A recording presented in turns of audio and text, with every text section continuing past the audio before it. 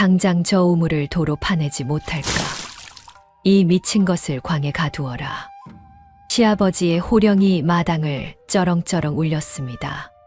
시집 온 지 하루밖에 안 된 9살 며느리가 온 마을이 목을 메고 살던 단 하나뿐인 우물에 흙을 퍼부어 메워버린 날이었지요.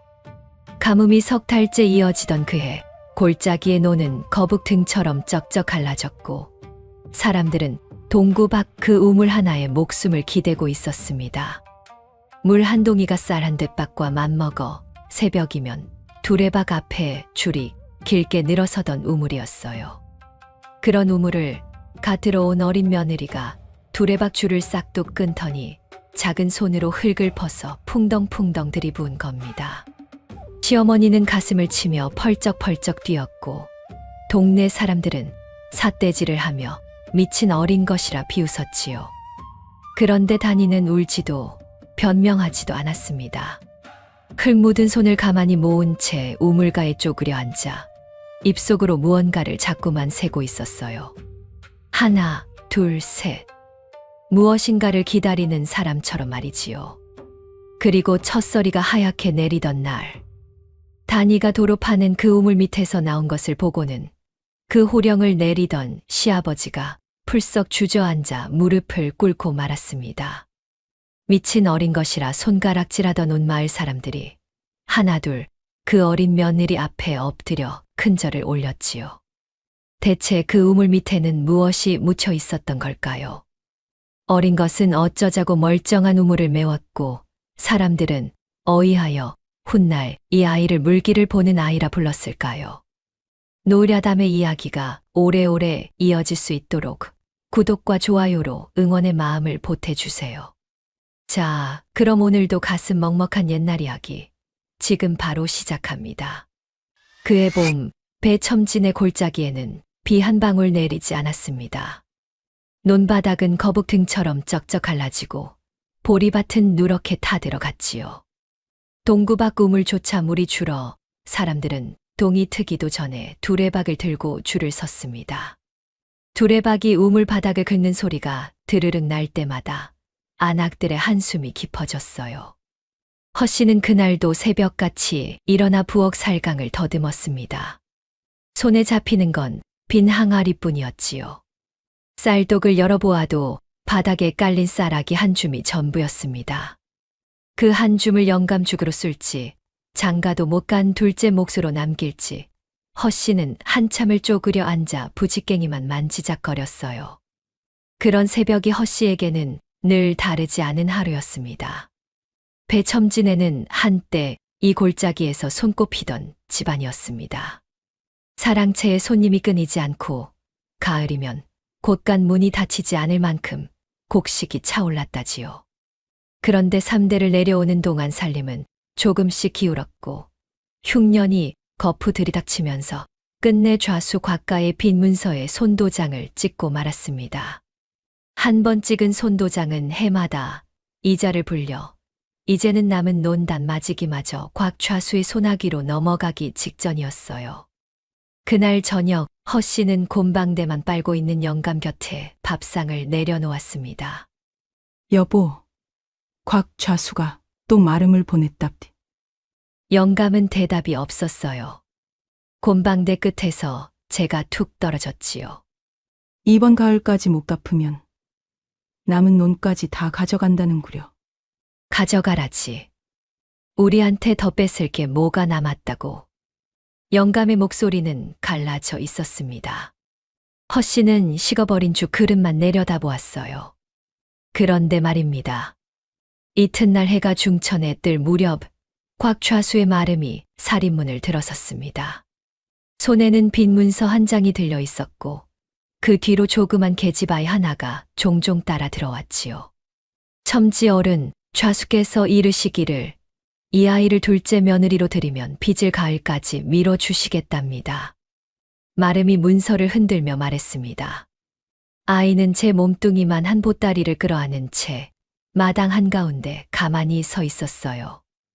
영감이 곰방대를 입에서 떼고 아이를 위아래로 훑어보았습니다. 머리는 까치집처럼 헝클어지고 버선도 없는 발은 흙투성이었지요. 영감의 미간이 와락 일그러졌습니다.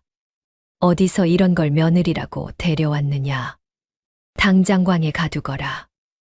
영감의 호통에 마당이 쩌렁 울렸어요. 그런데 그 어린 것은 눈 하나 깜짝하지 않았습니다. 두리번거리지도 울지도 않았지요. 부모를 어찌 잃었는지 묻는 말에도 입을 꾹 다문 채 까만 눈으로 영감을 마주 볼 뿐이었습니다. 아버님, 자수어른 체면도 있는데 우선 두고 보십시다. 둘째가 마당으로 나서며 영감의 소매를 붙들었어요. 영감은 혀를 끌끌 차며 사랑채로 들어가 버렸지요. 마름이 떠나고 마당에 단둘이 남았을 때 허씨가 아이 앞에 쪼그려 앉았습니다. 내 이름이 무엇냐? 단이라고 하옵니다. 목소리가 어찌나 또랑또랑하던지 허씨는 잠시 말을 잃었어요. 빚을 밀어준다는 말은 반가웠으나 이 코 흘리개가 무슨 일을 하겠나 싶었지요. 꼴을 보아하니 부엌일은커녕 물지개도 못 지겠구나. 물은 기를 줄 아옵니다. 기를 줄 안다고 그 작은 몸으로 무슨 수. 물이 어디 있는지 아는 것이 깃는 것보다 먼저이지요. 허씨는 그 당돌한 대꾸에 허수음이 나왔어요. 단이는 또박또박 대답하고는 빈 물동이부터 찾아 두리번거렸습니다. 허씨는 허수음을 지으며 마당 끝 넘어 동구 밖 우물을 가리켰어요. 단이는 제 키만 한 물동이를 끌고 우물가로 종종 걸어갔지요. 우물가에는 동네 안악 서너시 두레박을 든 채 모여 있었습니다. 배첨진의 어린 민며느리가 물동이를 끌고 나타나자 수군거리는 소리가 두레박 물처럼 찰랑거렸지요. 저것이 빚돈 대신 들어왔다는 그 아이라네. 세상에 9살짜리를 며느리라고. 배첨지도 어지간히 급했구먼. 안악들의 말이 다 들렸을 텐데도 단이는 못 들은 척 두레박만 내렸습니다. 그러더니 물을 한 모금 떠 입에 머금고는 가만히 고개를 갸웃거렸지요. 입에 물었던 물을 도로 퇴뱉어내고 코를 우물 전에 바싹 대고 킁킁 냄새를 맡았어요. 그 꼴을 보던 한 안악이 핀잔을 주었습니다.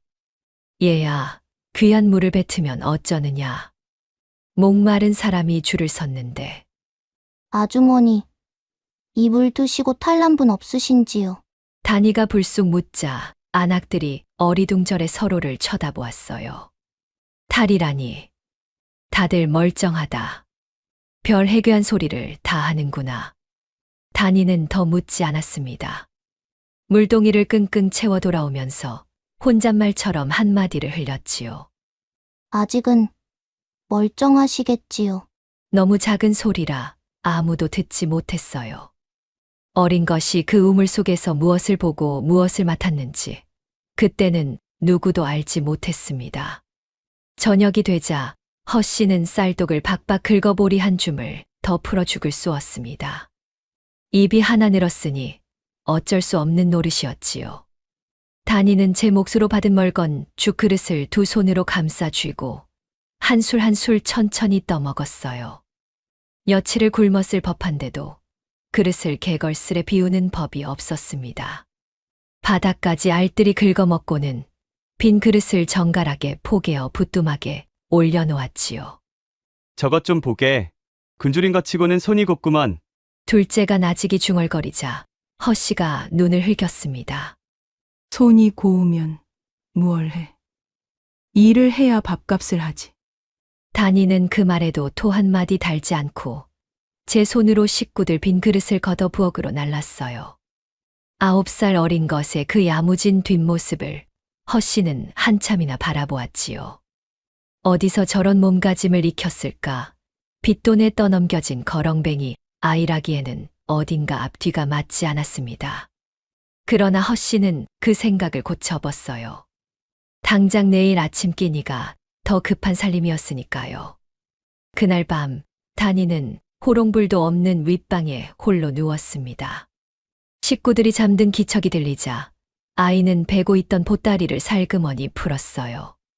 그 속에서 나온 것은 낡은 책 한 권과 손때 묻은 먹줄 한 타래였지요. 단이는 어둠 속에서 그 먹줄을 손끝으로 가만가만 쓸어보았습니다. 마치 아비의 손을 만지듯이. 마침 마당을 지나던 허씨가 윗방 문틈으로 새어나오는 그 모습을 흘낏보았어요. 어린 것이 무슨 책을 끼고 왔나 싶었지만 글이라곤 모르는 허씨에게 그것이 무엇인지 알 길이 없었지요. 별난 것이 들어왔구나. 허씨는 길게 한숨을 내쉬고 돌아섰습니다.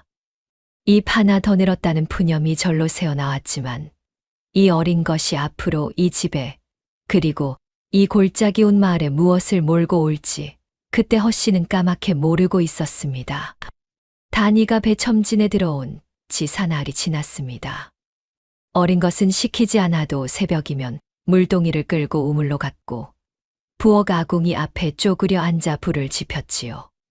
그런데 그 물을 다루는 손짓이 여느 아이와는 사뭇 달랐습니다. 단이는 길어온 물을 곧장 항아리에 붓는 법이 없었어요. 솥에 부어 보글보글 끓인 뒤 한 김 식혀서야 식구들 그릇에 담았지요. 허씨가 그 꼴을 보고 기가 찼습니다. 얘야, 멀쩡한 우물물을 어찌 자꾸 끓이느냐. 땔감이 남아도는 줄 아느냐. 끓여 드시면 탈이 없사옵니다. 탈은 무슨 탈. 이 동네 사람이 다 그 물을 먹고 산다. 단이는 더 말하지 않고 아궁이에 삭정이를 한 줌 더 밀어 넣었어요. 부직갱이로 불을 뒤적이는 그 작은 손끝이 어찌나 야무지던지 허씨는 잔소리를 하다 말고 입을 다물었지요. 그날 저녁 영감 앞에 단이가 끓여 식힌 물 한 사발을 올렸습니다. 영감은 사발을 들어 냄새를 맡더니 와락 밀쳐냈어요. 미적지근한 게 영맛이 없구나. 찬물로 떠오너라. 아버님, 이 물은 그냥 드시면 아니 되옵니다.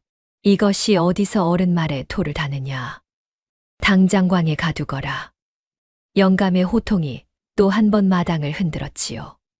단이는 입술을 옴짝 다물고 물러섰습니다.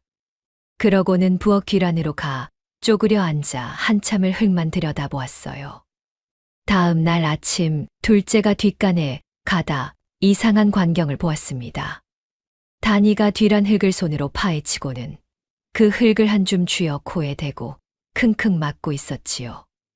어떤 데는 손가락으로 꾹 눌러보고 어떤 데는 혀끝에 살짝 대보기까지 했어요. 너 거기서 무얼 하느냐? 극장난이라도 하는 게냐? 둘째가 묻자 단이가 고개를 들고 말갛게 대답했습니다. 물기를 보고 있사옵니다. 물길이라니 땅속을 어찌 본다는 말이냐? 땅 위로는 안 보여도 행내와 빛깔을 보면 물이 어디로 흐르는지 알 수 있사옵니다. 이 집 우물로 드는 물은 윗마을 쪽에서 내려오고 있고요. 둘째는 어린 것의 또랑또랑한 말에 헛웃음이 났어요. 9살짜리가 물길이니 흘내니 하는 소리가 영 당찮게 들렸던 게지요. 별소리를 다 하는구나. 어른들 앞에선 그런 소리 말거라. 미친 것 소리 듣는다. 단이는 대답 대신 윗마을 쪽 산자락을 가만히 올려다보았습니다. 그 까만 눈에 무슨 근심이 어렸는지 둘째는 미처 잊지 못했지요. 그날 낮 둘째가 사랑채 모퉁이를 돌다 또 한 번 걸음을 멈췄습니다. 단이가 마당 한 구석에 쪼그려 앉아 작대기로 흙바닥에 무언가를 그리고 있었지요. 구불구불한 줄이 산에서 내려와 마을을 휘돌아 우물 자리에서 한데 모이는 그림이었어요. 이건 또 무슨 그림이냐? 우리 골짜기 물길이옵니다. 여기 윗마을에서 물을 막으면 단이가 작대기로 한 곳을 콕 짚었습니다. 이 아래 우물은 고인물만 남아 머자나 썩기 시작하옵니다. 둘째는 그 작은 손가락이 짚은 자리를 멀거니 내려다보았어요. 글자 한자 못 배운 줄 알았던 어린 것이 산과 물을 종이 펼치듯 읽어내는 것이 예사롭지 않았지요. 너 이런 걸 대체 누구한테 배웠느냐? 단이는 작대기를 슬며시 내려놓고 그려놓은 물기를 발로 쓱쓱 지워버렸습니다. 그 물음에는 끝내 답하지 않았어요. 그날 이후로도 단이의 별난 짓은 그치지 않았습니다. 멀쩡한 물을 끓이고 마당 흙을 파헤치고 우물가를 하루에도 몇 번씩 들여다보았지요. 보다 못한 허씨가 어느 아침 회초리를 집어들었습니다. 내 인연. 일은 안 하고 끝장난에 물장난만 하니.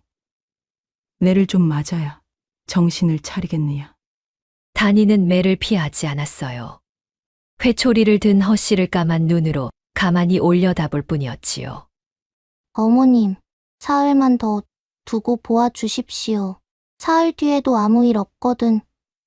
그때 광에 가두셔도 좋사옵니다. 어린 것의 그 또박또박한 말에 허씨는 치켜든 회초리를 슬그머니 내렸습니다. 무엇에 홀린 듯 손이 말을 듣지 않았던 게지요. 그 무렵 골짜기에는 흉흉한 소문이 돌고 있었습니다. 윗마을 좌수곽가가 제 논에 물을 대겠다며 산에서 내려오는 물줄기를 죄다 제 보로 끌어간다는 이야기였지요. 그리고 며칠 지나지 않아 우물가가 시끌시끌해졌습니다. 곽 좌수의 마름이 장정두를 데리고 나타나 산에서 내려오는 도랑에 말뚝을 쾅쾅 박고 있었어요. 오늘부터 이 물은 좌수 어른 논으로만 된다. 아래 것들은 우물물로 만족하렸다. 안악들이 술렁거렸지요. 한 노인이 지팡이를 짚고 나섰습니다.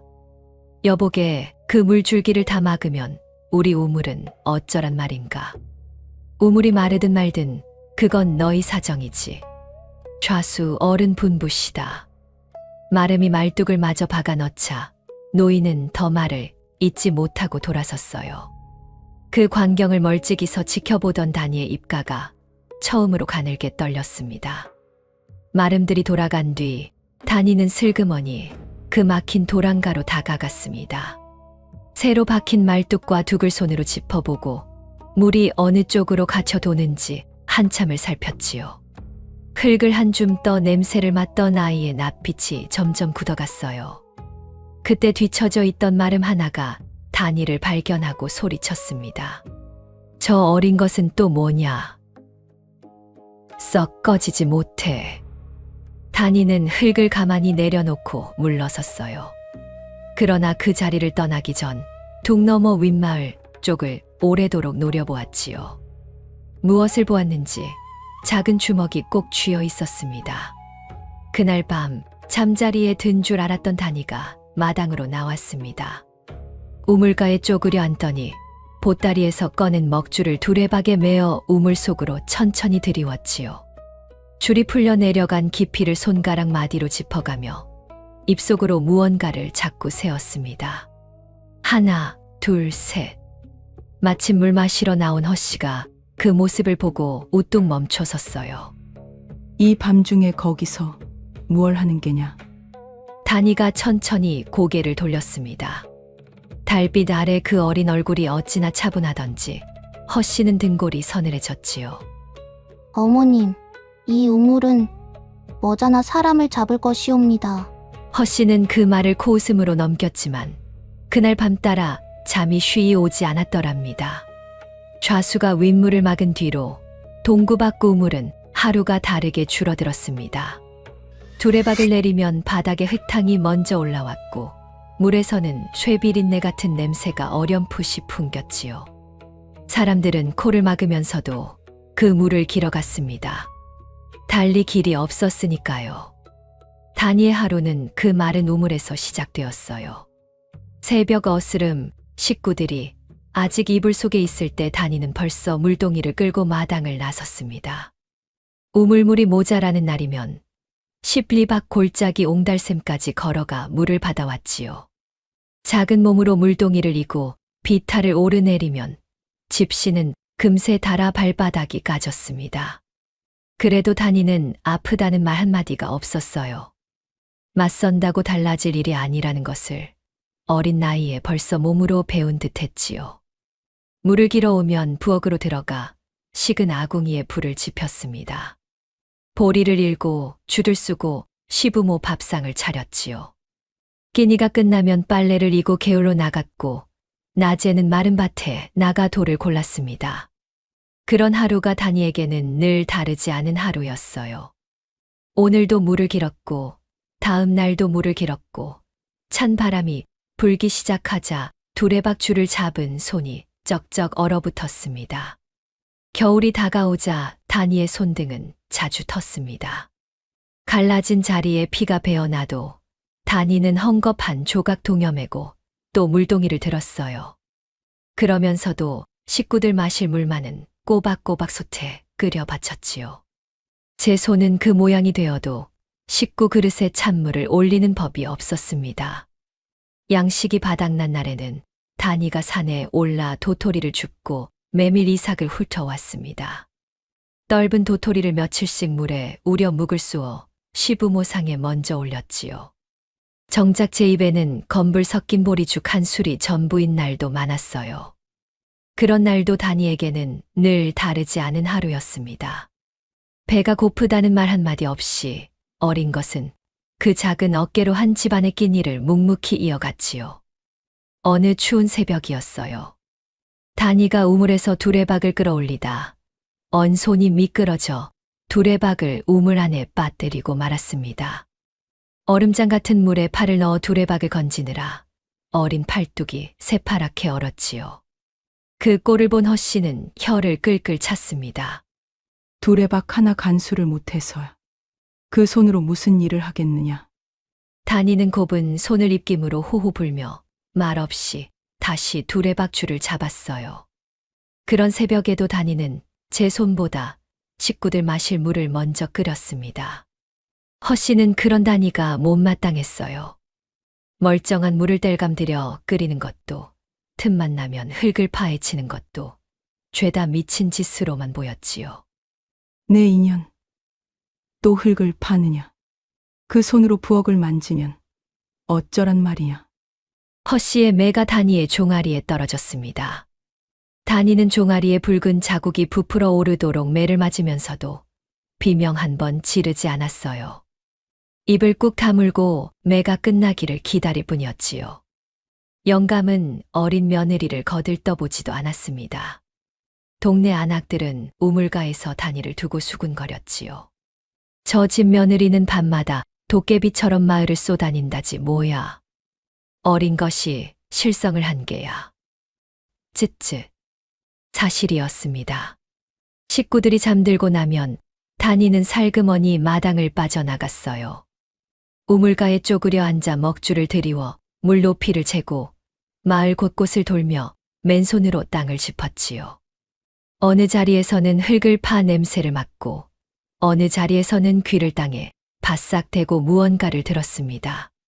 달빛 아래 그 작은 그림자가 이 골목 저 골목을 더듬고 다니는 모습은 멀리서 보면 정말 도깨비 같기도 했어요. 그러던 어느 밤 다니는 우물에서 한참 떨어진 미루나무 아래 땅을 파다 멈칫했습니다. 흙을 한 줌 쥐어 코에 대보고 혀끝에 살짝 해보더니 그 자리에 작은 돌멩이를 동그랗게 둘러 표시를 해두었지요. 무언가를 오래 찾던 사람이 마침내 그것을 찾아낸 얼굴이었어요. 그러나 그것이 무엇인지 다니는 누구에게도 말하지 않았습니다. 어느 밤 뒷간에 가던 허씨가 또 그 모습을 보고 말았습니다. 이 밤중에 또 어딜 쏘다니다 오는 게냐.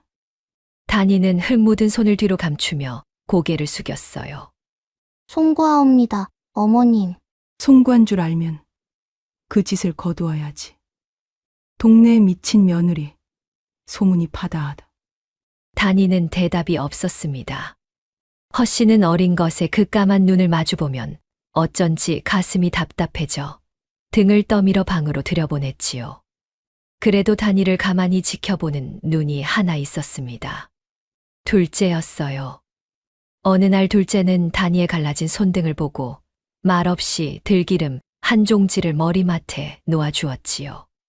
다니가 눈을 동그랗게 뜨자 둘째는 괜히 헛기침을 하며 돌아섰습니다. 손이 그 모양이어서야 일을 하겠느냐. 발라라. 다니는 그 종지를 한참이나 내려다보았어요. 그날 밤 처음으로 다니의 눈가가 붉어졌지요. 마을 끝 외딴 집에는 자리보전한 지 오래인 막실 할매가 홀로 살았습니다. 자식도 없이 병들어 누운 그 노파에게는 물 한 모금 떠다 줄 사람조차 없었지요.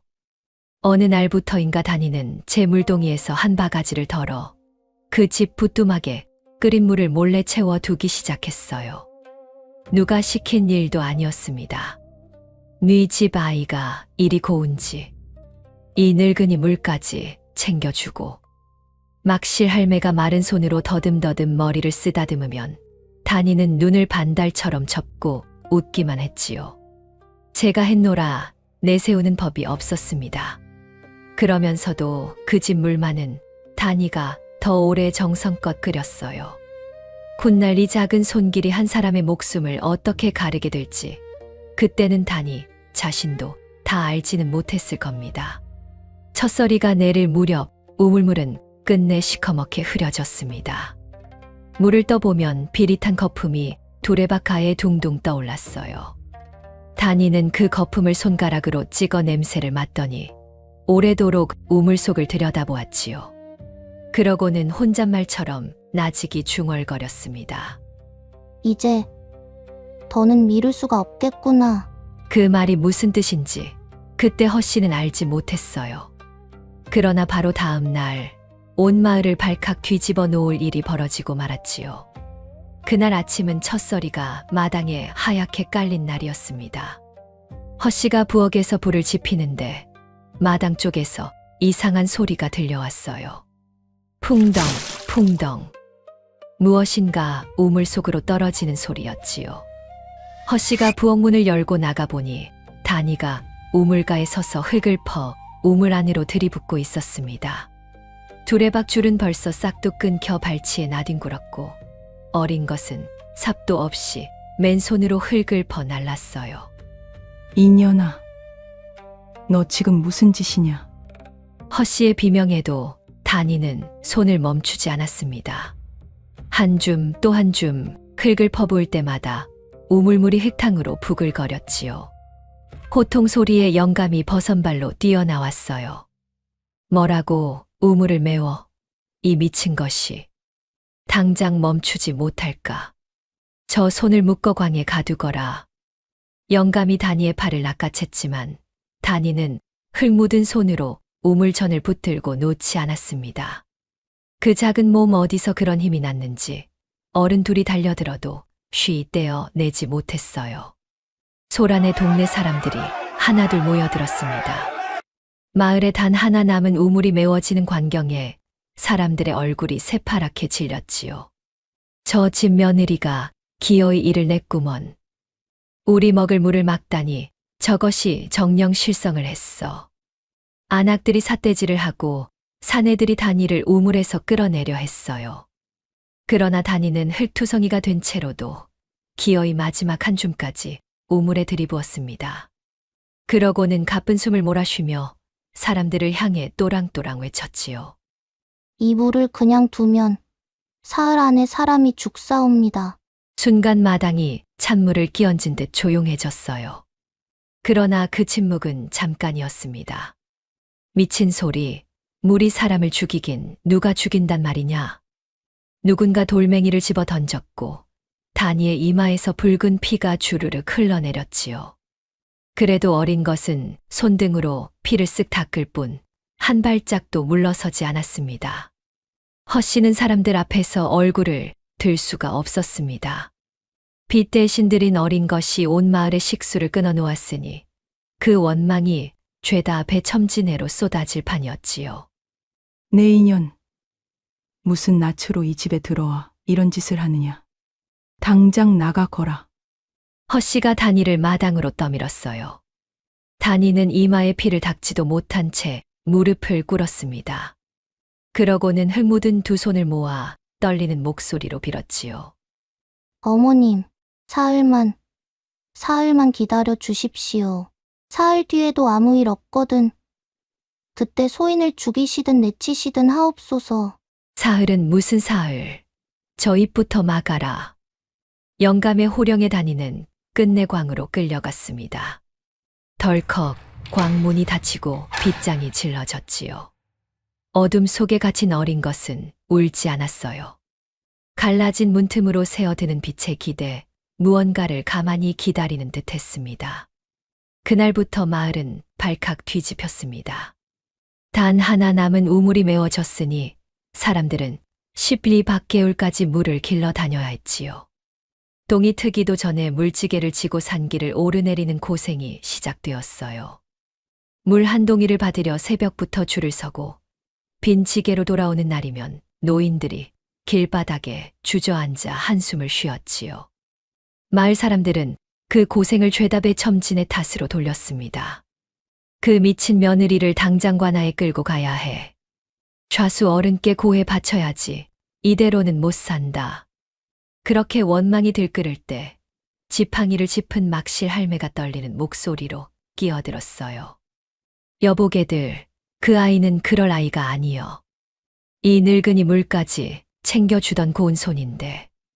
그러나 성난 사람들의 고함에 그 가는 목소리는 이내 묻혀버렸지요. 원망이 들끓는 그 마당 한편에 곽좌수의 마름이 슬그머니 끼어 있었어요. 마름은 사람들의 분을 이리저리 돋우며 입가에 옅은 웃음을 흘렸지요. 그 웃음의 뜻을 그때는 아무도 잊지 못했습니다. 밤이 깊어 식구들이 잠들자 둘째가 살그머니 광으로 다가갔습니다. 빗장을 살며시 열고 품에서 주먹밥 한 덩이와 물 한 사발을 꺼내 들이밀었지요. 이거라도 먹어라. 종일 굶어 짰느냐. 어둠 속에서 다니의 두 눈이 반짝 빛났습니다. 다니는 물사발을 받아들더니 한 모금 마시려다 멈칫하고는 그 물의 냄새부터 맡았어요. 서방님, 이 물은 어디서 떠오셨는지요? 개울에서 길어온 물이다. 어찌 그 물도 못 먹을 물이더냐. 개울물은 괜찮사옵니다. 우물물이 문제이지요. 둘째는 답답한 마음에 목소리를 한껏 낮춰 물었습니다. 다나, 대체 왜 그랬느냐. 온 마을이 너를 잡아먹지 못해 안달인데. 다니는 한참을 말이 없다가 나직이 입을 열었어요. 서방님, 그 우물물에는 사람을 잡는 독이 들었사옵니다. 윗마을에서 누군가 일부러 풀어넣은 독이지요. 독이라니, 그런 끔찍한 소리를 누가 믿겠느냐. 믿지 않으셔도 좋사옵니다. 사흘만 지나면 윗마을부터 그 답이 나올 것이옵니다. 둘째는 어린 아내의 그 차분한 목소리에 등골이 서늘해졌습니다. 미친 어린 것의 헛소리로 넘기기에는 그 까만 눈빛이 너무도 또렷했던 게지요. 둘째는 차마 빗장을 도로 지르지 못하고 광문 앞에 오래도록 쪼그려 앉아 있었습니다. 이튿날 아침 허씨는 식은 보리밥 한 덩이를 들고 광으로 갔습니다. 미운 마음에 던져주고 올 작정이었지요. 빗장을 열자 어둠 속에 무릎을 꿇고 앉은 다니가 보였어요. 밤새 한숨도 못 잤는지 눈이 퀭한데도 그 얼굴은 이상하리만치 평온했습니다. 무슨 낯짝으로 밥이 넘어가는지. 어서 먹기나 해라. 다니는 밥을 두 손으로 받아들고 허씨를 가만히 올려다보았어요.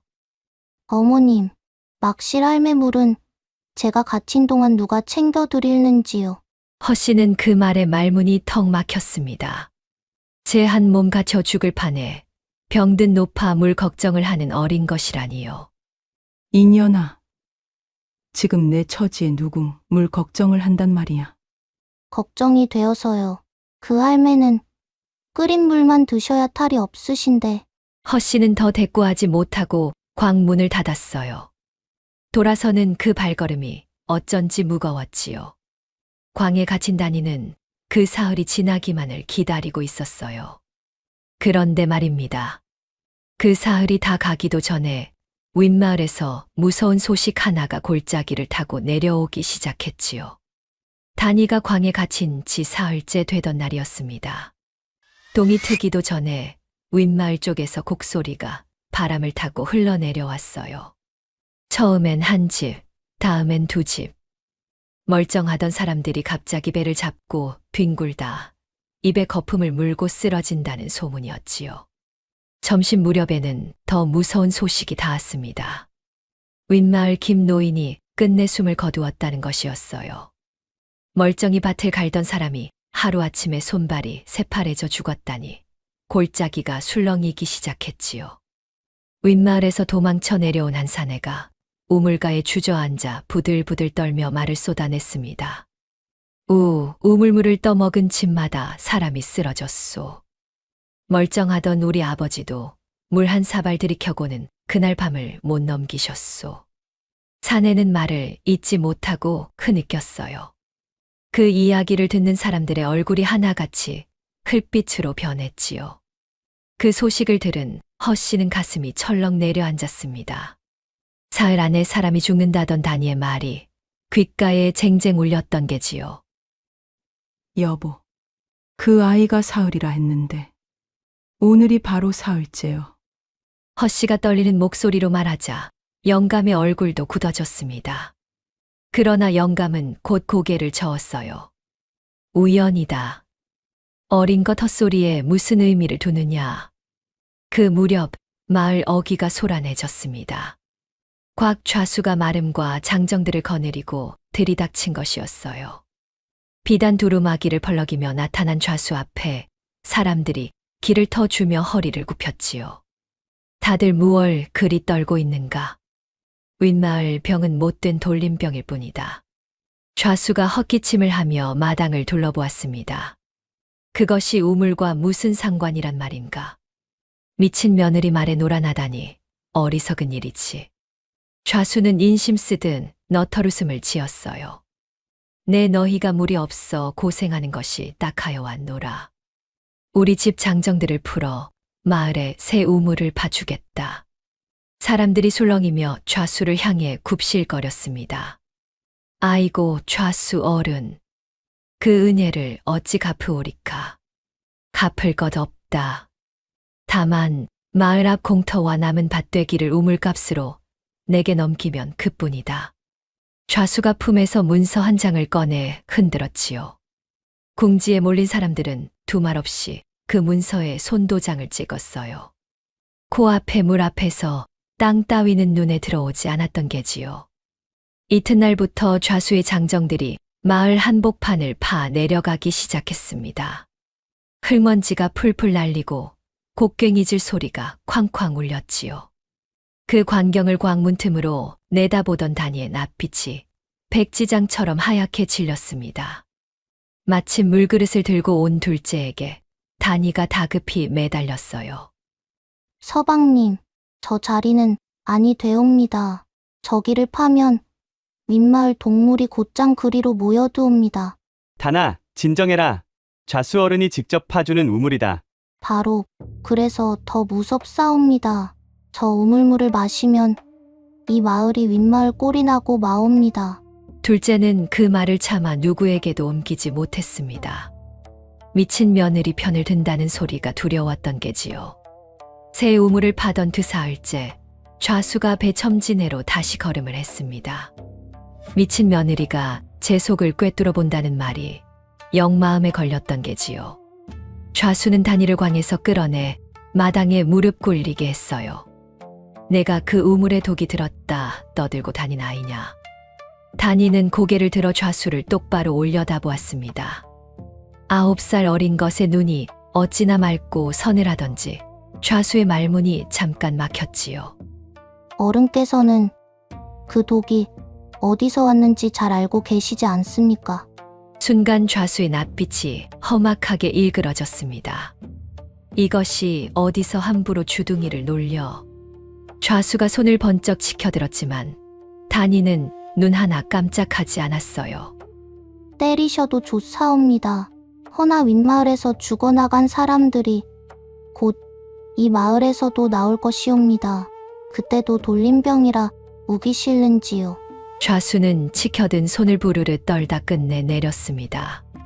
어린 것의 그 한마디가 제 발밑을 들여다본 듯 섬뜩했던 게지요. 저 입을 단단히 가두어 두어라. 한 번만 더 그 주둥이를 놀리면 관하로 끌고 갈 것이야. 한편 좌수는 배첨지를 사랑채로 따로 불러 은근한 목소리로 으름장을 놓았어요. 자네 집 그 미친 며느리 말일세. 마을 인심을 흉흉하게 만드니 관아에 넘겨 다스리는 게 어떤가. 그것이 흉흉한 말로 백성을 현혹한 죄 결코 가볍지 않네. 잘 생각해 보게. 좌수가 떠난 뒤 영감은 마루에 주저앉아 곰방대만 빨았습니다. 그 손이 가늘게 떨리고 있었지요. 그날 밤 허 씨는 잠을 이루지 못하고 광 앞을 서성였습니다. 다니의 말이 자꾸만 맞아 들어가는데 좌수의 위세는 산처럼 버티고 섰으니 어느 쪽도 선뜻 믿을 수가 없었던 게지요. 광 안에서 다니의 나직한 목소리가 새어 나왔습니다.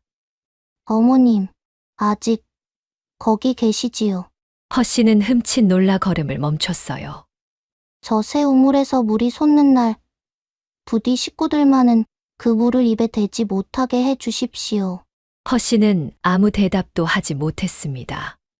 며칠 만에 새 우물에서 물이 솟자 마을 사람들은 환호하며 두레박을 내렸습니다.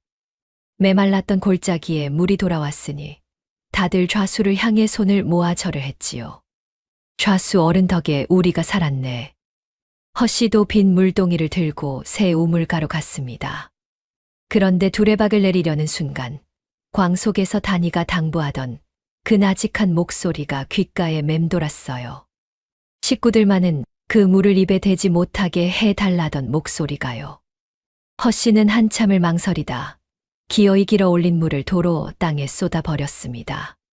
그러고는 10리 밖개울까지 늙은 다리를 끌고 물을 길러갔지요. 어머님, 어찌 새 우물물을 두고 그 먼 길을 가십니까? 둘째가 묻자 허 씨는 말없이 고개만 저었어요. 까닭은 저도 알 수 없었지만 그 어린 것의 눈빛을 한번 믿어보기로 한 게지요. 그러나 온 마을이 그 새 우물물로 목을 축이고 밥을 짓던 바로 그 무렵 골짜기에는 더 끔찍한 일이 벌어지기 시작했습니다. 새 우물물이 마을을 돌기 시작한 지 며칠 만에 다니의 말은 또 한 번 들어맞고 말았습니다. 멀쩡하던 사람들이 하나둘 되를 잡고 대굴대굴 구르기 시작한 게지요. 처음엔 건너집 박서방네 아이가, 다음엔 옆집 노파가, 그러더니 며칠 새 알아눕는 집이 손가락으로 셀 수 없을 만큼 늘어났습니다. 콜록콜록 잔기침을 하던 사람들이 끝내 손발이 새파래 저 자리에 누웠지요. 이상한 일이었어요. 온 마을이 알아눕는데 마을 끝 막실 할매만은 멀쩡했습니다. 자리 보전한 노파가 어찌 홀로 성한지 사람들은 영문을 몰랐지요. 다니가 끓여다 준 물만 먹은 덕인 줄은 누구도 알지 못했던 게지요. 허 씨는 날로 흉흉해지는 마을을 보며 잠을 이루지 못했습니다. 앞집 뒷집에서 곡소리가 그치질 않는데 이상하게도 배첨진의 식구만은 누구 하나 앓지 않았지요. 매운 우물도 좌수가 판 새 우물도 마다하고 10리 밖 개울물만 길어다 끓여 먹은 덕이었습니다. 동네 사람들이 그것을 눈치채고 수군거리기 시작했어요. 저 집은 새 우물을 두고 어찌 먼 개울물을 먹누. 미친 며느리가 시킨 대로 한다지 뭐야. 별일일세. 허 씨는 그 수군거림이 두려우면서도 한편으로는 가슴이 서늘했습니다. 미친 줄로만 알았던 그 어린 것의 말이 하나도 틀리지 않고 들어맞고 있었으니까요. 사람들이 두려움에 떨자 곽 좌수가 또 나섰어요. 이것은 윗마을에서 옮아온 돌림병이다. 우물과는 무관하니 괜한 소리로 인심을 어지럽히지 마라. 좌수는 앓는 집마다 약첩을 돌리며 인심을 샀지요. 그러나 그 약을 먹어도 사람들은 좀 채 낫지 않았습니다. 새 우물물로 약을 다렸으니 나을 까닭이 없었던 게지요. 그것을 아는 이는 광에 갇힌 단이 하나뿐이었어요. 그 밤 둘째가 다시 광문을 열었습니다. 더는 단이를 미친 어린 것으로 볼 수가 없었던 게지요. 다나, 이제는 바른 대로 말해다오. 너는 대체 누구냐? 그 어린 머리로 어찌 물기르며 독이며 어른도 모르는 것을 다 아느냐? 단이는 한참을 말이 없다가 베고 자던 보따리에서 낡은 책 한 권과 먹줄 한 타래를 꺼냈어요. 어둠 속에서도 그 손길이 정성스러웠지요. 이건 제 아버지가 남기신 것이옵니다. 아버지라니, 제 아버지는 물기를 보는 직관이셨사옵니다. 어느 땅에 물이 들고 어느 우물이 썩을지를 손바닥 보듯 읽으셨지요. 소인은 그 무릎에서 글과 물기를 함께 배웠사옵니다. 단이가 먹줄을 가만히 쓸며 나직이 덧붙였어요. 아버지께서는 늘 이르셨지요. 물은 거짓을 모른다고, 사람은 속여도 물은 속이지 못한다고요. 둘째가 숨을 죽이고 다음 말을 기다렸습니다.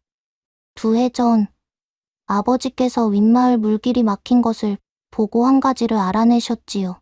누군가 일부러 물을 막고 우물에 독을 풀어 마을을 병들게 한 뒤 헐값에 땅을 사들이고 있다는 것을요.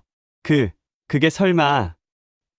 예, 그 누군가가 바로 곽 좌수였사옵니다. 다니의 목소리가 가늘게 떨렸어요.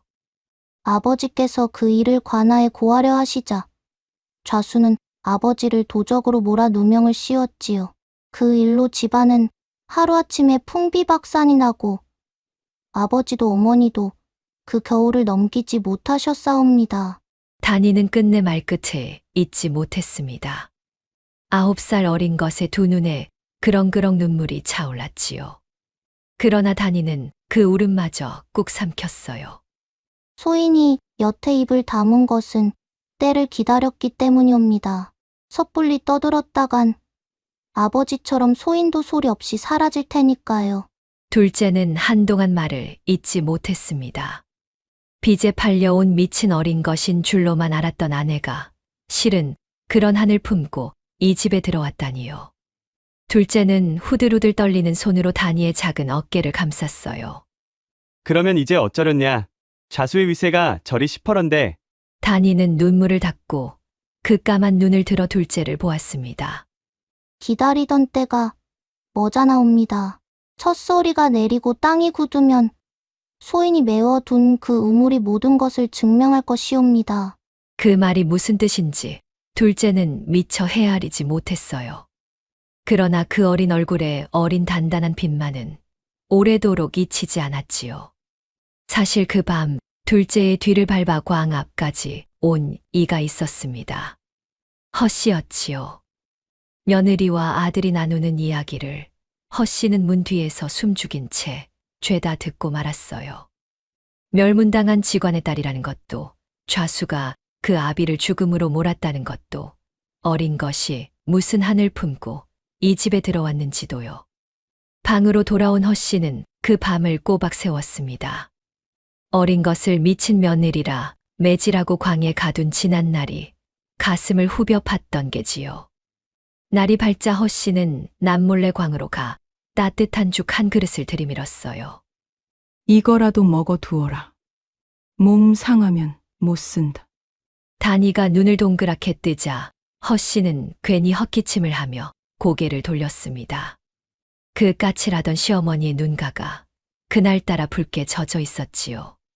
그 무렵부터 허씨와 둘째는 남몰래 움직이기 시작했습니다. 다니가 광 안에서 일러준 대로였지요. 앓는 집에 우물물을 끊게 하시고 개울물을 팔팔 끓여 식혀 드리십시오. 그것만으로도 더는 죽어 나가지 않사옵니다. 둘째는 밤마다 개울물을 길어다 끓여 앓는 이웃집 부엌에 몰래 채워두었어요. 허씨도 막실 할매를 거들어 끓인 물을 동이째 이고 이 집 저 집을 돌았지요. 그러기를 며칠 죽어가던 사람들 가운데 차도를 보이는 이가 하나둘 생겨났습니다. 거참 이상하네.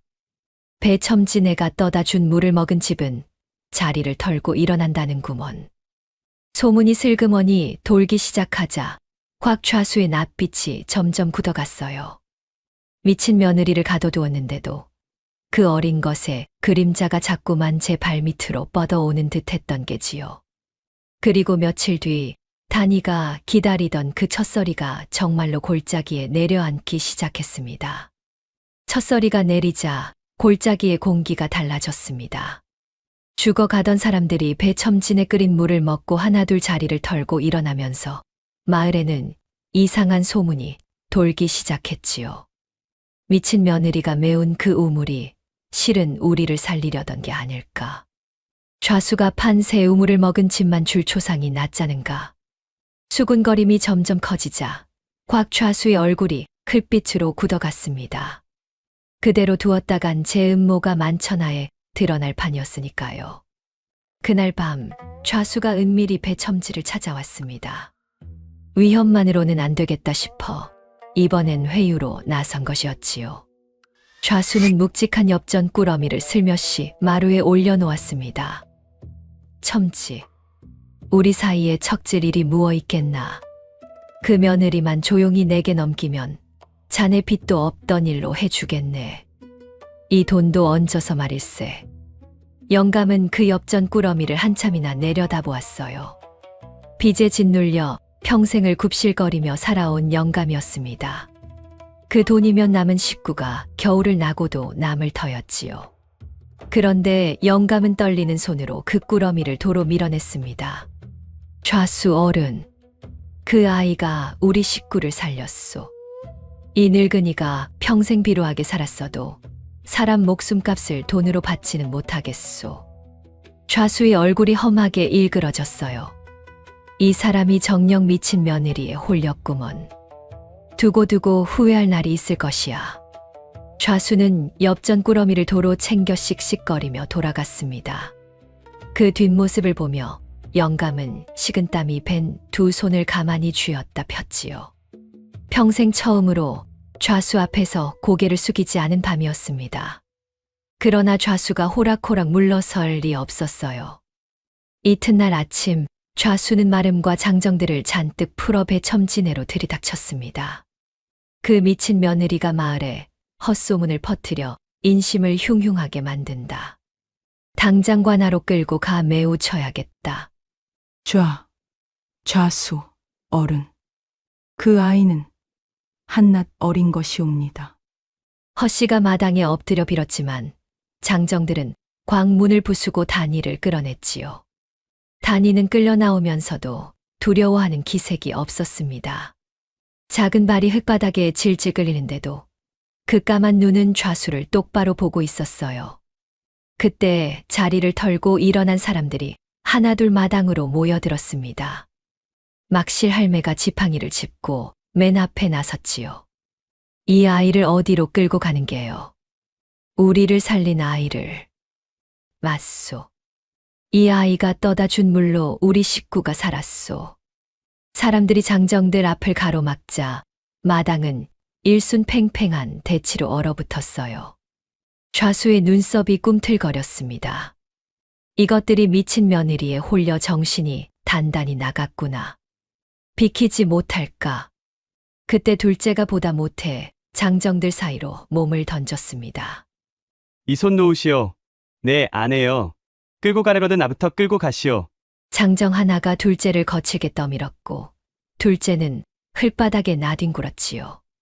그래도 둘째는 기어이 일어나 단이 앞을 막아섰습니다. 며칠 전까지 어머니와 아내 사이에서 갈팡질팡하던 그 사람이 이제는 온몸으로 어린 아내를 감싸고 있었어요. 서방님, 다치십니다. 단이가 떨리는 목소리로 말렸지만 둘째는 물러서지 않았지요. 장정들이 몽둥이를 치켜들자 사람들도 물러서지 않고 맞섰습니다. 그 한가운데로 평생 고집을 굽힌 적 없던 영감이 부들부들 떨리는 다리를 끌고 나섰어요. 며칠 새 부쩍 늙어버린 그 얼굴에 처음 보는 단단함이 어려 있었지요. 자, 잠깐 멈추시오. 우물을 파보면 될 일 아니오. 거기서 아무것도 안 나오거든. 그때 이 아이를 끌고 가도 늦지 않소. 옳소, 우물을 파봅시다. 사람들이 한 목소리로 외치자 좌수의 기세가 한풀 꺾였습니다.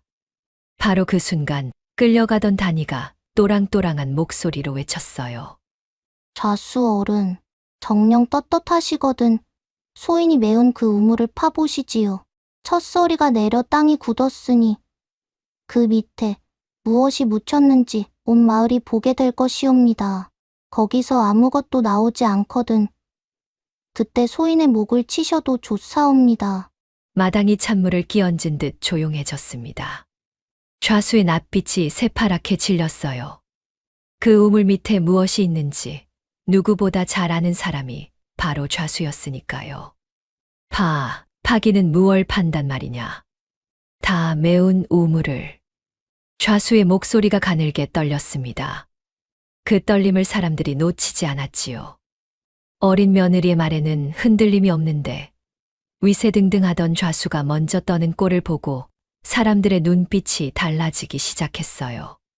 좌수는 황급히 장정들을 거두어 물러갔습니다. 다음을 기약하는 그 뒷모습이 어쩐지 쫓기는 짐승 같았지요. 좌수가 물러가자 마을 사람들이 우르르 단위를 빙 둘러쌌습니다. 미친 며느리라 손가락질하던 그 입들이 이제는 미안하다며 고개를 숙였어요. 우리가 자네를 몰라봤네. 정말로 그 우물에 무언가가 있는 겐가. 단이는 가만히 고개를 끄덕였지요. 첫소리가 내려 땅이 굳었습니다. 이제 그 우물을 파면 아버지의 원수가 저지른 일이 죄다 드러날 것이옵니다. 조금만 더 기다려 주십시오. 사람들은 그 말의 무게를 미처 다 헤아리지 못했지만 어린 것의 단단한 눈빛만은 믿어보기로 했어요. 바로 그때 마을 어귀에서 그 광경을 가만히 지켜보는 이가 있었습니다. 다 해진 도포의 페랭이를 눌러쓴 한 과객이었어요. 그 나그네가 훗날 이 골짜기의 운명을 어찌 뒤바꿔 놓을지는 그때 아무도 알지 못했지요. 마을에 든 그 과객은 며칠째 골짜기를 어슬렁어슬렁 돌아다녔습니다. 앓다 일어난 집을 기웃거리고 우물가에서 물맛을 보고 사람들의 이야기에 가만히 귀를 기울였지요. 누구는 떠돌이 점쟁이라 하고 누구는 약장수라 했지만 그 눈빛만은 예사롭지 않았어요. 해진 도포 자락 아래로 범상치 않은 기운이 어른거렸던 게지요. 나그네는 발길 닿는 대로 골짜기를 살폈습니다. 좌수가 새로 판 우물에 이르자 두레박을 내려 물을 한 모금 떠 입에 머금어 보았지요. 그러더니 미간을 찌푸리며 그 물을 도로 퇴뱉어 냈습니다. 빛도 냄새도 없는데 혀끝에 닿는 맛이 어딘가 비릿했던 게지요. 마침 그 곁에서는 좌수의 마름이 물값을 못 낸 노인의 멱살을 잡고 흔들고 있었어요. 이 늙은이가 좌수 어른 우물물을 공으로 처먹어? 당장 땅 문서를 내놓지 못해. 노인이 와들와들 떨며 땅바닥에 엎어져 비는데도 마름은 발길질을 멈추지 않았습니다. 나그네는 그 광경을 말없이 지켜보았어요. 페랭이 그늘 아래 두 눈이 서늘하게 빛났지요. 하루는 그 나그네가 마을 끈 막실 할매의 외딴집에 들렀습니다. 할머니, 이 마을에 그리 사람이 죽어나갔다는데 어찌 홀로 성하시오. 다 그 어린 며느리 덕이지요. 그 아이가 끓인 물만 떠다 주었거든. 우물물은 입에도 못 대게 했고요. 어린 며느리라. 나그네의 눈이 가늘어졌어요. 막실 할매는 단이가 우물을 메운 일이며 좌수가 새 우물을 판 일이며 그 물을 먹은 집마다 줄초상이 난 이를 죄다 들려주었지요. 나그네는 한마디도 놓치지 않고 그 이야기를 새겨들었습니다. 나그네는 앓는 집들도 빠짐없이 돌아보았어요. 어느 집에서는 자식을 잃은 어미가 빈 젖을 움켜쥔 채 넋을 놓고 있었고 어느 집에서는 노인이 손발이 새파래진 채 끙끙 신음하고 있었지요. 그 모든 집의 부엌에서 나그네는 똑같은 것을 보았습니다. 좌수가 판 새 우물물이 가득 담긴 동이었어요. 반면 멀쩡한 집들의 부엌에는 하나같이 끓여 식힌 개울물이 놓여 있었지요. 나그네는 그제야 어린 며느리의 말이 한치도 틀리지 않았음을 확신했습니다. 그날 밤 나그네는 배첨진의 담장 너머로 단이를 가만히 불러냈습니다. 내가 우물을 메웠다는 그 아이냐. 단이는 낯선 나그네를 경계하면서도 그 물음에 또박또박 답했어요. 예, 그 물에 독이 들어 사람을 살리려 메웠사옵니다. 독이라. 대체 어떤 독이더냐? 도깨비알이라 부르는 것이옵니다. 썩은 보리이삭에 깃드는 독인데 그것을 물에 우리면 빛도 냄새도 없이 사람을 잡지요. 윗마을 물기를 일부러 막고 그 독을 풀어 마을을 병들게 한 자가 있사옵니다. 나그네의 표정이 굳어졌습니다. 9살 어린 것의 입에서 나온 그 말이 떠도는 헛소문이 아님을 알아챈 게지요. 그 자가 누구냐? 좌수 가까이 옵니다. 소인의 아비를 무명 씌워 죽인 자이기도 하지요. 그 말을 무엇으로 증명하려느냐. 심증만으로는 그런 거물을 칠 수 없다. 나그네의 물음에 단이가 또렷이 답했습니다. 증거는 제가 메운 그 우물 밑에 있사옵니다. 좌수가 독을 풀 때 쓴 자루를 소인이 메우기 전에 그 밑에 도로 묻어 두었지요. 곽씨 집안 낙인이 찍힌 자루이옵니다. 또한 그 독을 맨손으로 다룬 좌수의 팔뚝에는 진물은 자국이 남아 있을 것이옵니다. 어린 것이 거기까지 내다보았단 말이냐. 물은 거짓을 모르나 사람은 증거가 없으면 믿지 않으니까요. 그래서 입을 다물고 때를 기다린 것이옵니다. 나그네의 눈빛이 한층 깊어졌습니다. 그 작은 머릿속에 그려진 그림이 어른의 셈을 훌쩍 넘어서 있었던 게지요. 나그네는 한참을 말이 없었어요. 단이는 그 침묵이 무서우면서도 끝내 묻고 싶던 한마디를 꺼냈습니다. 나으리께서는 한낱 떠도는 나그네가 아니시지요. 나그네의 입가에 옅은 웃음이 스쳤습니다. 그러나 그 물음에는 답하지 않고 품속에서 무언가를 슬쩍 만지작거렸지요. 어둠 속에서 쇠붙이 한 조각이 달빛에 차갑게 번뜩였습니다. 그것이 무엇인지 단이는 미처 보지 못했지만 나그네는 나직이 한마디를 남기고 어둠 속으로 사라졌어요. 사흘만 더 기다려라. 그 우물 내가 파괴해주마. 한편 좌수는 그 무렵 좌불안석이었습니다. 마을에 웬 낯선 과객이 들어 이것저것 캐고 다닌다는 말에 등골이 서늘해졌던 게지요. 좌수는 마름을 불러 으름장을 놓았습니다. 그 떠돌이가 누구인지 알아보아라. 혹여관하에서 나온 자라면 일이 커지기 전에 손을 써야 한다. 그러나 마름이 아무리 골짜기를 뒤져도 그 나그네의 행방은 연기처럼 잡히지 않았어요. 그렇게 사흘이 흐르고 단이가 메운 우물 앞에 마침내 온 마을 사람들이 모여드는 날이 밝았습니다. 사흘 뒤 마을 한복판에 사람들이 구름처럼 모여들었습니다. 페랭이 쓴 나그네가 좌수에게 정식으로 청을 넣은 것이었어요. 좌수 어른, 마을 인심이 흉흉하니 그 메운 우물을 파 의혹을 풀어주시지요. 아무것도 없거든 그 며느리를 벌하면 될 일 아니요. 사람들이 다 보는 앞이라 좌수는 차마 거절하지 못했습니다. 거절하는 순간 제 발 저린 꼴이 되었으니까요. 좌수는 마지못해 장정들에게 삽을 들렸어요. 그 손짓이 어찌나 떨리던지 곁에 선 마름이 다 의아해할 정도였지요. 장정들이 메운 우물을 파 내려가기 시작했습니다. 흙이 한 삽 한 삽 퍼질 때마다 좌수의 이마에 식은땀이 송골송골 맺혔어요. 단이는 두 손을 가지런히 모으고 그 우물만 가만히 바라보았지요. 첫서리에 굳은 흙이 부석부석 부서지며 메웠던 우물이 점점 깊이 드러났습니다. 사람들은 숨소리도 죽인 채 그 구덩이만 들여다보았어요. 좌수는 그 구덩이를 차마 똑바로 보지 못하고 자꾸만 헛기침을 하며 딴청을 부렸습니다. 한 삽 두 삽 흙이 거칠 때마다 그 손이 두루마기 자락을 움켜쥐었지요. 한 번은 장정에게 슬며시 다가가 나직이 으름장을 놓기도 했어요. 적당히 파다 그만두어라. 다 메운 우물에 무엇이 있겠느냐. 그러나 페랭이 쓴 나그네가 그 곁을 떡 버티고 서 있어 장정들은 삽질을 멈출 수가 없었습니다. 흙이 무릎 높이까지 파였을 때 좌수의 이마에서 식은땀이 뚝뚝 떨어졌습니다. 그러나 다니는 미동도 없이 그 자리에 서 있었지요. 두 사람의 그 대조를 마을 사람들이 번갈아 쳐다보았어요. 누가 거짓을 말하고 있는지 굳이 묻지 않아도 알 것만 같은 침묵이 흘렀습니다.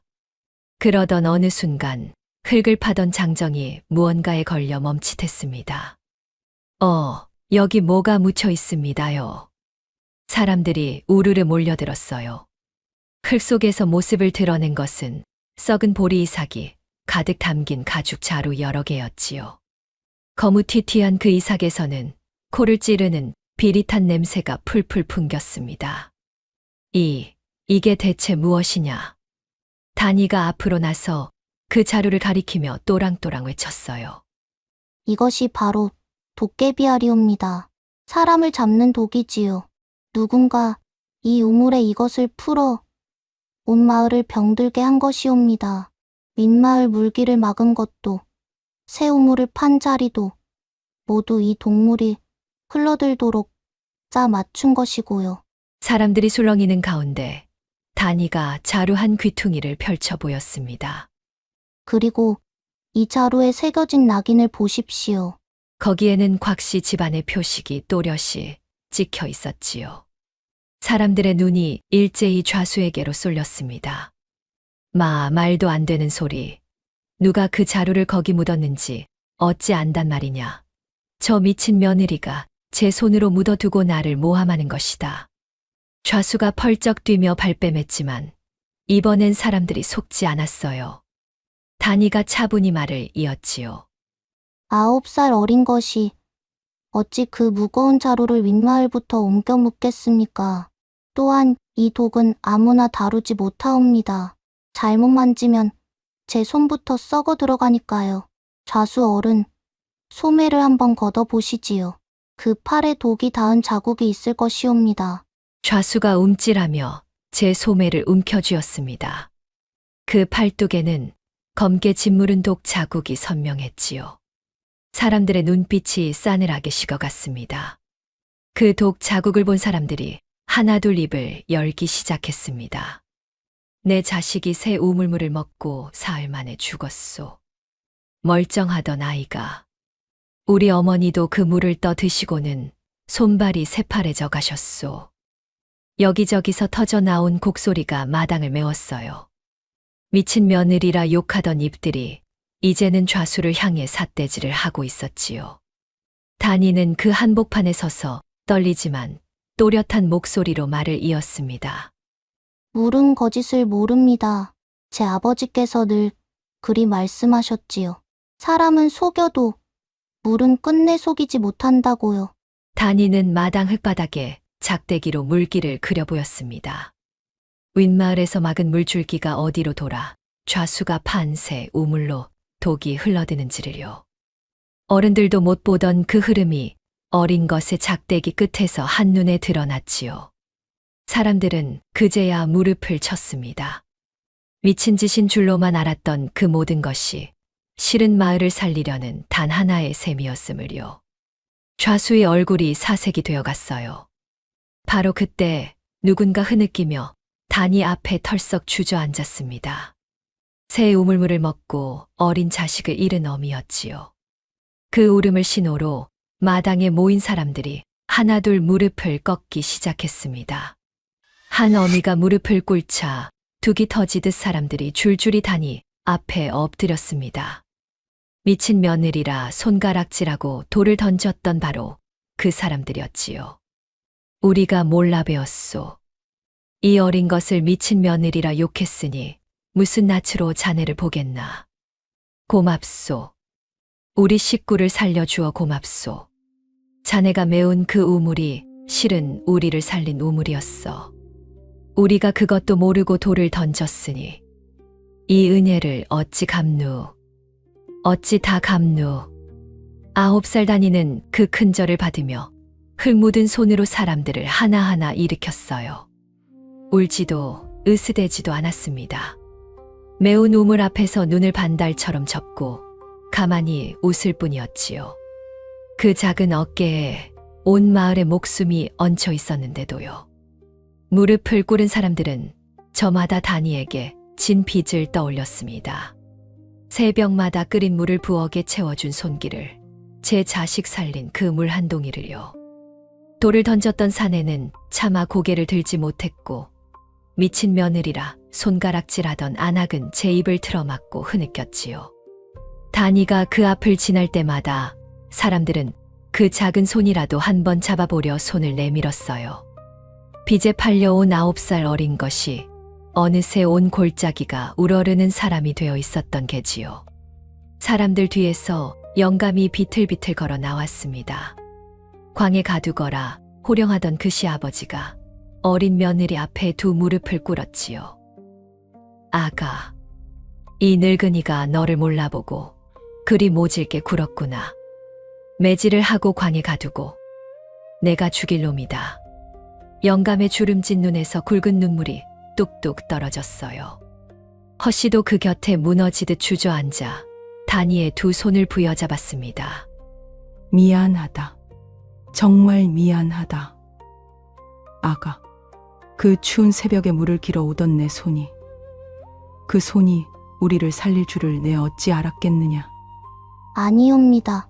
어머님, 온 마을이 미쳤다 손가락질할 때 끝내 제 말을 믿고 식구들 입에 그 물을 대지 않으신 분이 어머님이셨지요. 어머님이 우리 식구를 살리셨사옵니다. 다니는 두 분을 마주 안으며 그제야 참았던 울음을 터뜨렸어요. 그 작은 어깨가 들썩들썩 떨렸지요. 다니에게 돌을 던졌던 그 사내도 사람들 틈을 헤치고 나와 털썩 무릎을 꿇었습니다. 다니의 이마에 아직 아물지 않은 생채기를 보더니 그 큰 사내가 어린아이처럼 엉엉 울었지요. 내가 자네 이마에 돌을 던졌네. 그 돌을 맞고도 자네는 우리를 살렸는데 내 죽을 죄를 지었어.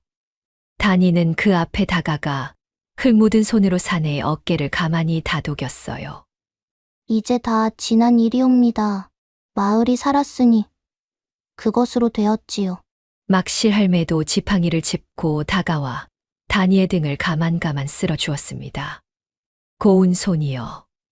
이 늙은이 물까지 챙겨주던 그 손이 온 마을을 살렸구나. 그 광경을 보던 둘째가 눈시울을 붉혔습니다. 빚에 팔려온 미친 어린 것인 줄로만 알았던 아내가 실은 온 골짜기를 구한 사람이었으니까요. 마을 사람들은 그 자리에서 다짐했습니다.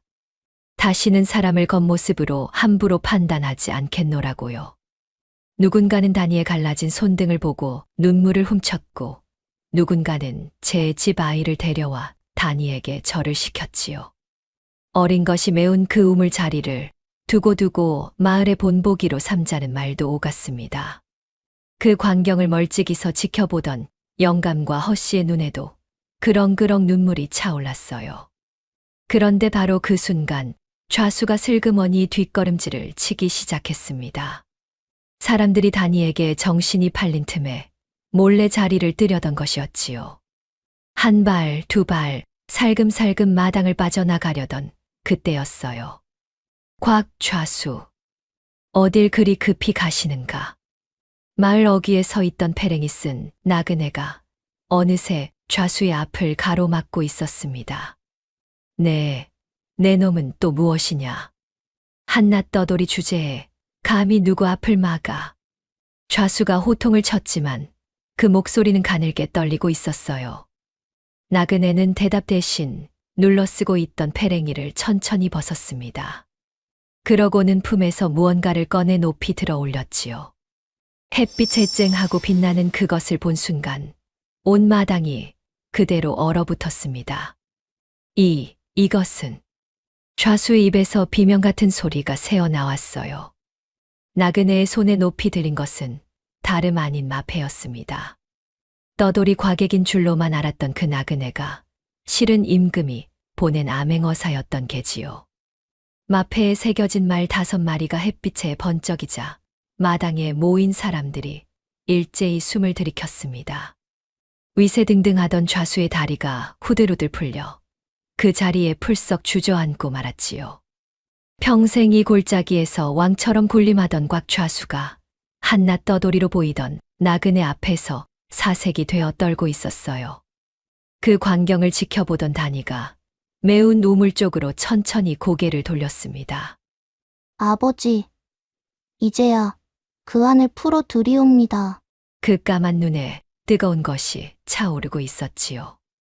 암행어사 출도요. 어사의 외침이 골짜기를 쩌렁쩌렁 울렸습니다. 어디 숨어 있었는지 역졸들이 우르르 마당으로 쏟아져 들어왔어요. 위세등등하던 곽좌수가 그 자리에 풀썩 주저앉고 말았지요.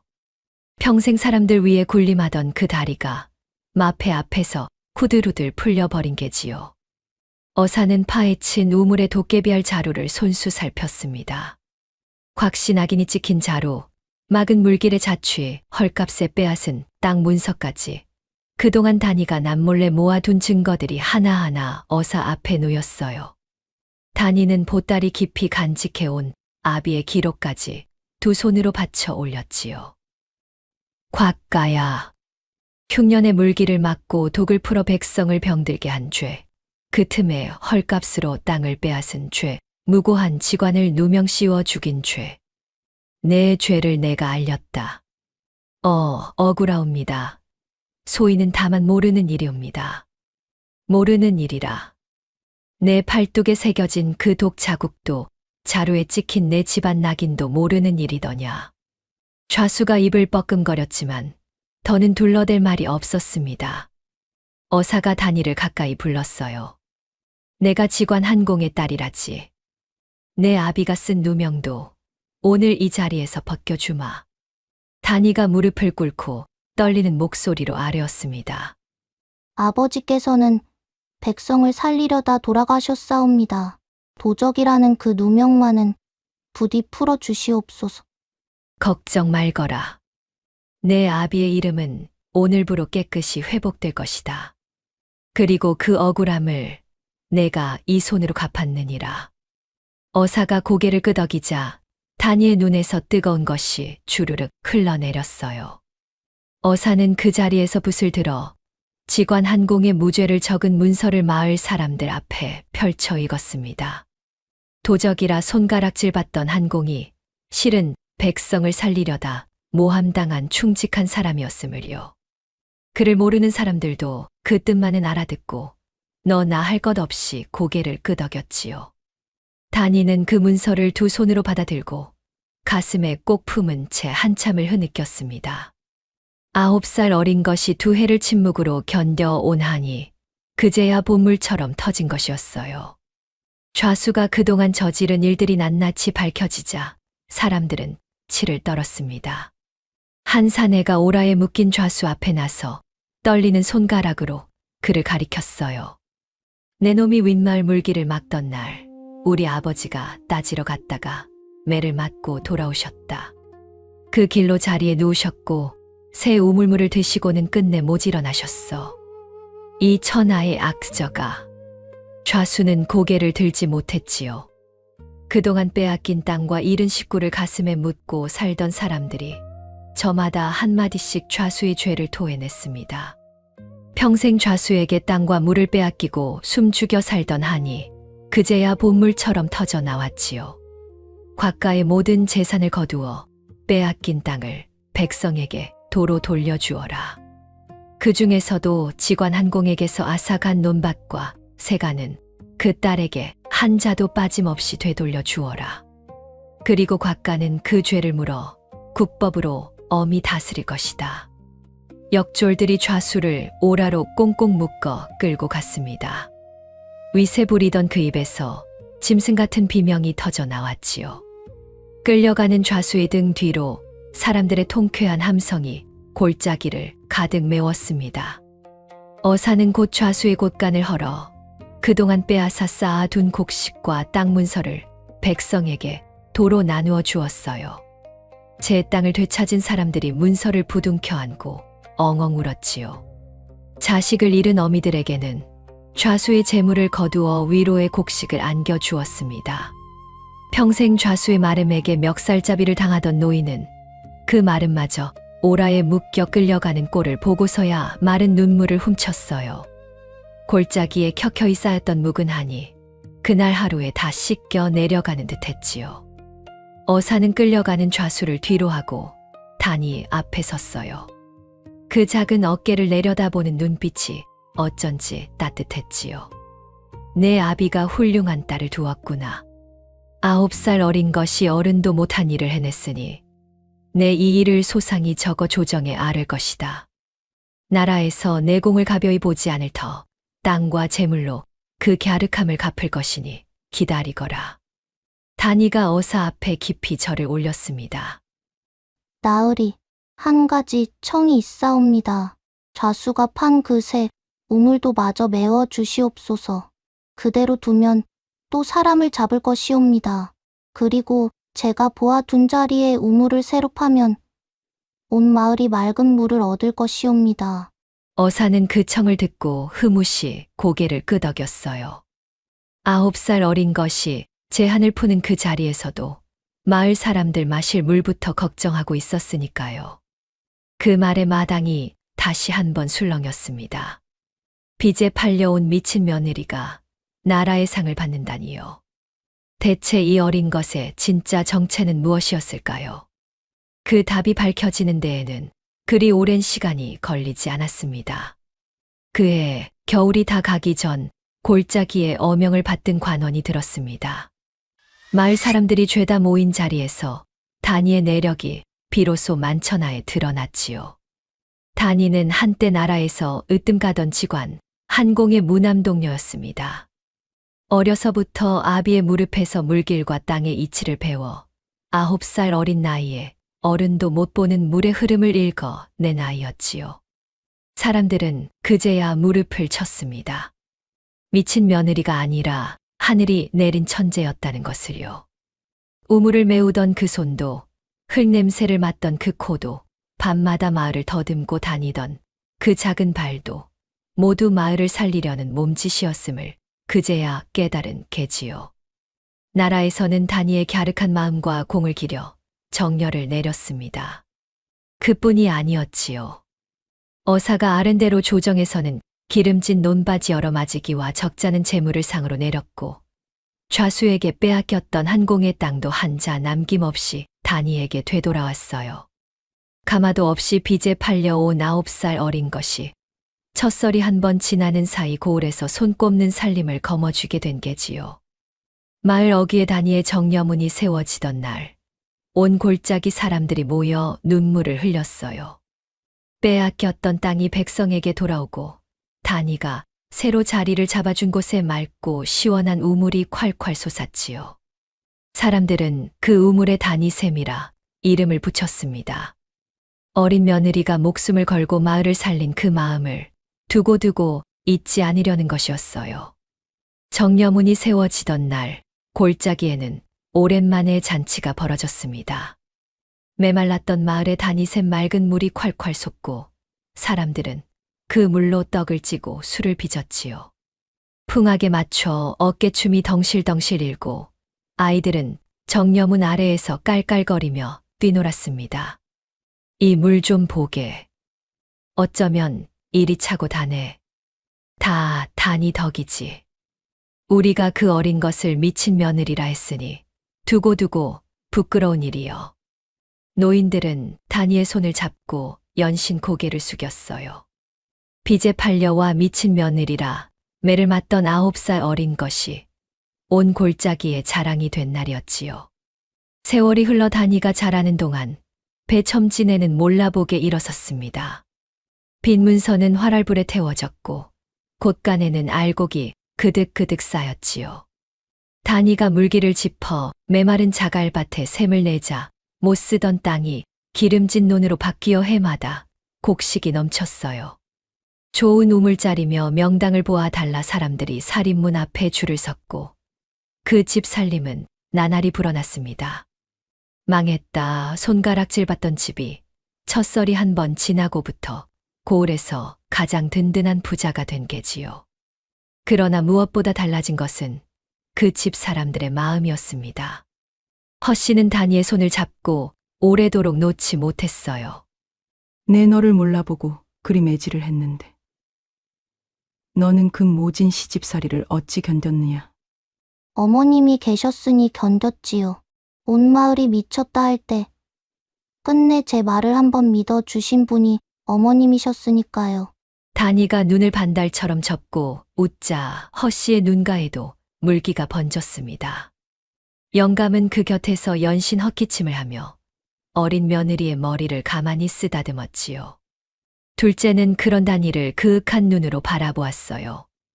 어린 신부가 어느새 한 집안의 기둥이 되어 있었던 게지요. 그날 밤 둘째가 단이에게 가만히 물었습니다. 단아, 그 모진 세월을 견디는 동안 한 번도 이 집을 원망하지 않았느냐? 다니는 고개를 살래살래 저었어요.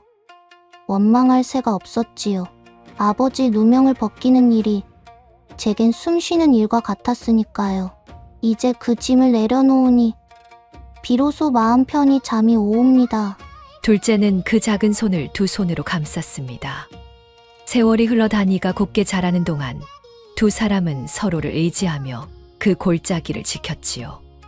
흉년이 들면 다니가 물기를 보아 새샘을 찾았고 마을의 병이 돌면 끓인 물로 사람을 살렸습니다. 사람들은 어려운 일이 생길 때마다 다니샘 앞에 모여 그 어린 며느리의 지혜를 빌렸어요. 다니가 꽃다운 처녀로 자라던 해 배첨진에는 비로소 제대로 된 혼례를 올렸습니다. 빚에 떠밀려 가마도 없이 들어온 어린 며느리가 이번에는 곱게 단장하고 꽃가마에 올랐지요. 온 마을이 다니샘 물로 빚은 술을 나누며 그 혼례를 제1처럼 기뻐했어요. 허씨는 신부가 된 다니의 손을 잡고 또 한 번 눈물을 훔쳤습니다. 고맙다. 아가, 이 집에 와 주어서. 그리고 모자란 우리를 끝내 용서해 주어서. 어머님, 그런 말씀 마셔요. 어머님은 이제 제 친정어머니이옵니다. 막실 할매는 다니의 두 손을 어루만지며 말했습니다. 이 늙은이 물까지 챙겨주던 그 고운 손이 온 마을을 살릴 줄 누가 알았겠나. 오래오래 복받고 살거라, 아가. 세월이 흘러도 그날 멀쩡한 우물을 메우던 9살 어린 며느리의 이야기는 골짜기에서 골짜기로 오래오래 전해졌습니다. 모두가 미쳤다 손가락질했지만 실은 온 마을을 구한 천재였다는 이야기, 그리고 물은 끝내 거짓을 모른다던 그 한마디가요. 여러분, 세상이 미쳤다 손가락질하는 사람 가운데에도 남보다 한 발 앞서 진실을 본 이가 있는 법이지요. 오늘 이 이야기가 그런 한 사람을 다시 한번 돌아보게 하는 작은 등불이 되었기를 바랍니다. 지금까지 가슴 먹먹한 옛 이야기를 함께 해주셔서 고맙습니다. 다음 이야기에서 또 만나요.